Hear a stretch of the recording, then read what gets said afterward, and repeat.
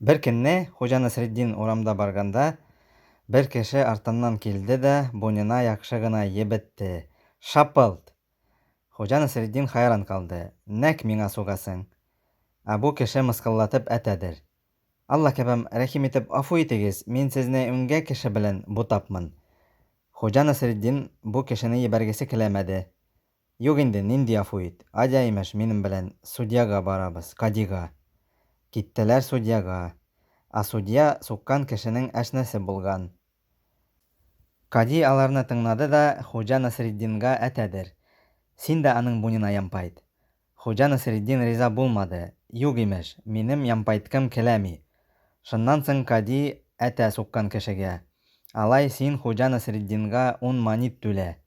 Теге кеше әтә. Миндә акча юктыр үзем белән. Ә судья анарга күзен кысып әтәдер. Бар эвеңнән акча китер. Әшнәсе вот, качырга булышкысы кили әшнәсенә. Әшнәсе аңгарды, китте дә югалды. Хуҗа Насретдин кетте үзен, озак кетте, фәйдәсез кетте.